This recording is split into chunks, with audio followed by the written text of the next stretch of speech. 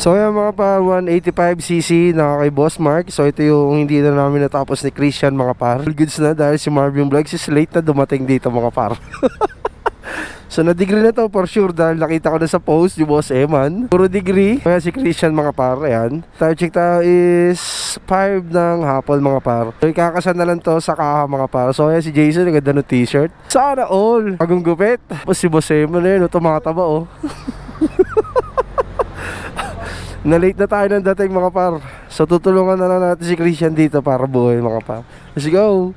So yan mga par, so naikaysa na namin ni Christian yung makina dito sa chassis mga par. Tapos sila Jason, yun, ang ginagawa nila is palit CKP dahil nagkaroon na ng issue yung Aerox B1 mga par. So namamatayan na yan. So ang ipapalit dyan na CKP is Racing Monkey. So ito, testing muna, ikakabit muna yung battery para matesting mga par.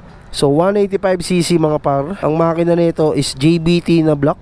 Tapos ang head niya is TRF na 2023. So yan si Boss Eman ang pinaka big boss dito mga par. Tapos yan si Christian. So the moment of truth, ikakabit muna yung battery dito sa Aerox B2 mga par.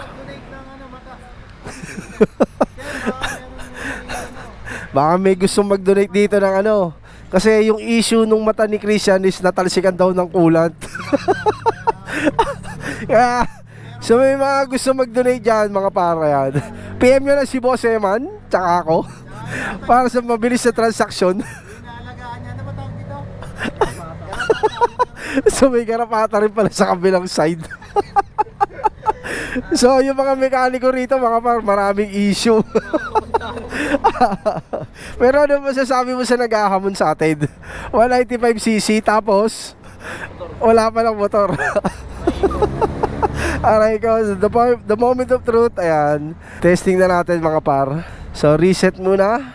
Testing na ni Christian mga par. 185cc. Ayan, so nag-avail din siya ng bagong water pump na Racing Monkey. Siyempre malaki na to yung cooling system niya mga par. Ayan, test fire.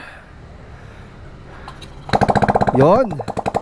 So one click lang mga par, mandar na ang 185cc mga par. So nirescue namin to dahil pasag yung cam bearing. Kaya namandar na siya ulit mga par. All good sa to. So ikakabit na lang yung mga kahat, upuan dito sa Aerox B2 mga par. So yun lang mga par, maraming salamat sa lahat na sumusuporta sa Jake. At syempre like kayo, mag-iingat. Peace out. Sheesh.